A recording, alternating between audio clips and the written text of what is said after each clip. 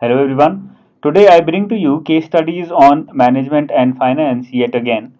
So we will be discussing some advanced level case studies in this lecture. Case studies which are going to be better than the previous case studies that we discussed in the last lecture. Going to be a little more difficult, a little more detailed, so that you understand the kinds of case studies or the level of case studies that can be asked in the examination. So without wasting any time, let's start with the lecture. The first case study is post demonetization bank employees have been experiencing hectic long working hours, which has been highly praised by all. Banks chalked out a compensation plan for their employees who have been working long hours, like offering compensatory off days in lieu of holidays on which the employees worked, giving additional money to the employees, and so on.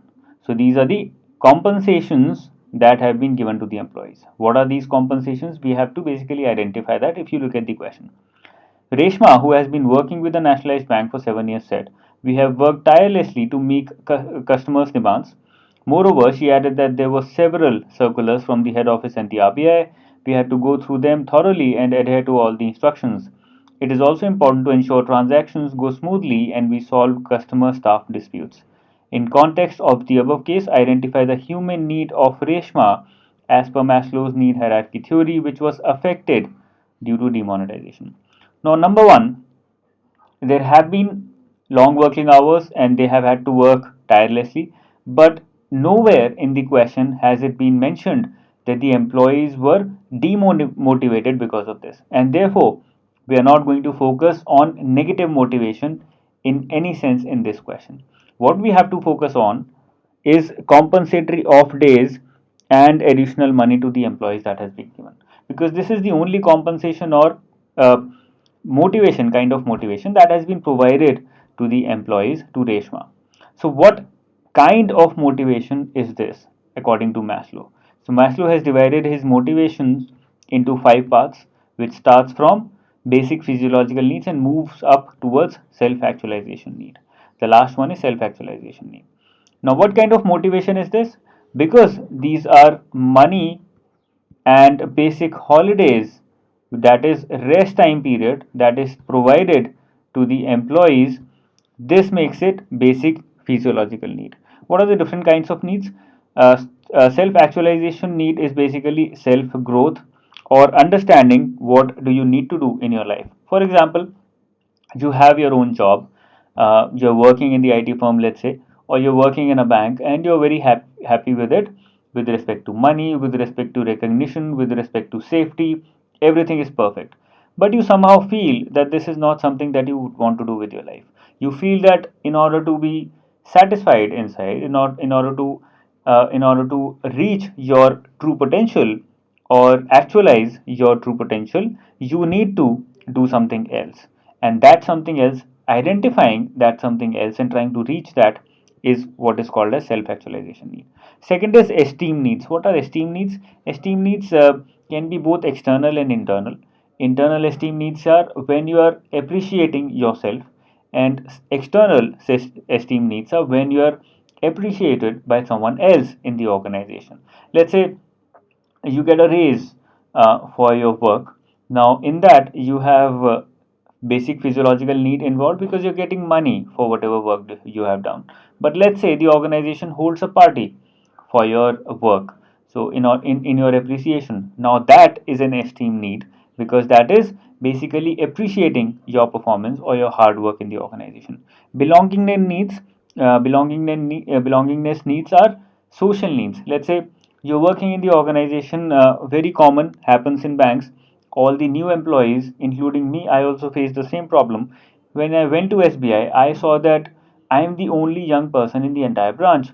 Everyone else is above 40 and majority of the people are above 50. So I felt a little out of place, and it was very difficult for me to connect with those people in the branch, because their idea of thinking, their method of thinking, their method of working, everything was completely different. So this is what affects belongingness needs, because you're unable to socially connect with either people in the organization or with the organization as a whole because of such problems. So these are the different kinds of needs. I've explained all the needs also at the same time along with the Correct answer. The same case study, another kind of question can also be asked from the same case study. Let's have a look at the question. The question is Maslow's theories lists is given here, and various factors are given here. So there is self-esteem, social, that is belongingness, as I explained, safety, and self actualization.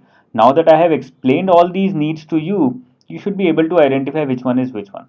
Let's start with safety need, which is the simplest. Safety is provident fund, because when do you feel safe? When you have certain kind of insurance in your life, and provident fund is an insurance. What is self actualization? As I said, it is a growth need, because when you're able to self actualize or actualize your true potential, that means the real growth of yourself is happening. What is a self esteem need? Appreciation, external or internal, is an esteem need, or appreciation is an esteem need. And the last is social need, acceptance by other people in the organization. That is another part of belongingness need. So let's say I go to my branch and I see everybody is above 40 or 50, and nobody is willing to talk to me, nobody is willing to communicate with me, because the same problem that I am facing in belongingness, in communicating with them, they are also facing the same problem, because they feel that I'm too young, I don't know anything, I don't have any experience. All those things are going to go in humans' minds, and therefore the acceptance rate is low in that particular situation, and that affects my social needs. So this is a very interesting question that can be asked in the examination. Another question that can be asked from the same case study. The question is, what is the correct order of these needs according to Maslow? So Maslow's needs starts with physiological at the bottom. You have physiological at the bottom. So all these are correct according to that. Next one that we have is safety need, not social need. So the first two are eliminated, and these last two are still on. Apologies for that. So safety, these two are still there, and the third one is social need. Social need is the third one, and second, after that arises esteem need. Now esteem need can also be divided into different parts, and one part of that is self esteem, that is internal esteem, and that is what is called as ego need, and the last one is self actualization need. So the correct order that we have is given by C, that is physiological, safety, social, ego, and self actualization. Social comes after safety, because safety is a basic need. After you have a job, the next thing that you're looking for is that you don't get fired from that job. And after you realize that you're not going to get fired from that job, the next need that you're looking for is whether you're going to be able to feel belonged in the organization, feel accepted in the organization. So therefore social needs come after that. The next question that we have says, after completing his bachelor's in computer science, Abhijit joined an IT consultancy firm. He observed that the senior management more often communicated failures than successes. So this tells us something about the personality or the method of management by the senior management. They rarely shared any good news related to the growth of the firm, or give any recognition to its employees for their extraordinary contribution towards the firm. As a result, Abhijit never felt encouraged enough to work up to his full potential, and started exploring other avenues for employment. In the context of the above case, what do you understand by the line, motivation is a complex process? Now, a very, very tricky question and a very good question. First of all, whatever is given in the case study, the term motivation is a complex process is not at all mentioned anywhere in the case study. So if you're not very sure about what is exactly the meaning of motivation is a complex process, then it's very difficult for you to come to the right answer. Let's assume that you don't know what is the meaning of motivation is a complex process, and you can find out some things from the case study. Let's have a look at the options, and we'll try to eliminate the wrong ones. Motivation is a mental and complicated task. Looks right. Motivation is an urge or a desire which influences human behavior. Looks right. Motivation may not have a uniform effect on all the members. Looks right again. Motivation provides positive rewards and induces a person to act a certain way. Motivation may also provide negative rewards.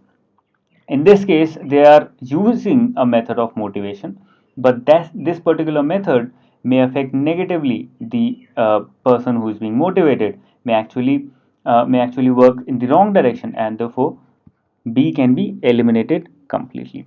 Now we have A, C, and D left.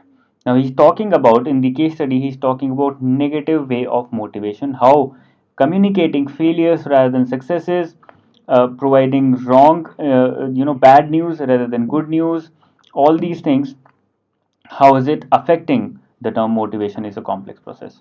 Motivation is an urge or desire which influences human behavior. Is it an urge or a desire? No, it is not an urge or a desire. It is a very pre planned, it is a very organized method of understanding people's needs and influencing or trying to influence their behavior through fulfillment of those needs. So it is not very instinctive in nature, it is very pre planned, and therefore it is not an urge or a desire. So C can be eliminated. Is a mental and complicated task. Yes, it is a mental and complicated task. And the first one says motivation may not have a uniform effect on all the members. Now, which one goes better with the case study and with this statement? If you look at the statement in isolation, that is, motivation is a complex process, then A and D both go together. But what does the case study say? The case study's basic idea is that management used negative method of motivation, which might have worked for some employees but did not work for this particular employee called Abhijit, and therefore A goes better in that particular situation, wherein it says motivation may not have a uniform effect on all the members, and that is why it is a complex process. It did not have a uniform effect in the organization. Some employees might be motivated through this particular method of motivation. Other members were not motivated enough, and therefore our answer is A. A fits better than D. The last one that we have today is Nikhil runs a small dhaba on a Jaipur highway.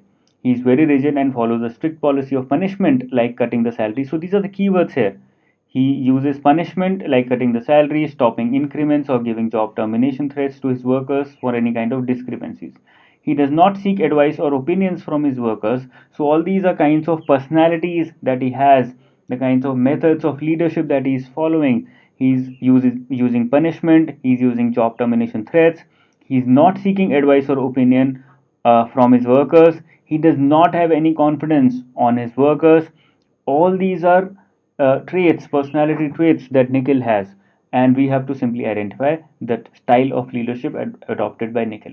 So, if you are aware about different styles of leadership, you can very easily identify this. Even if you are not aware, how can we break it down? Who is an autocrat? Kim Jong Un is an autocrat. The leader of North Korea is an autocrat. If you look at the word autocrat, it means a person who is forcefully leading or forcefully working over someone, forcefully trying to suppress someone, and forcefully pushing his leadership onto someone. Democratic is totally opposite. What we have in India, what we have in various other countries in the world. Laissez-faire is no style of leadership, but laissez-faire literally means let the buyer beware. So it is used in marketing, it is used in economics, but not in leadership. So this is something that we can eliminate. So we are left with only autocratic style of leadership, and that is our answer. So this is with respect to case studies on management that we have taken today. A little better case studies. Tomorrow we'll have a look at lot more interesting and lot more difficult case studies related to certain other areas of management.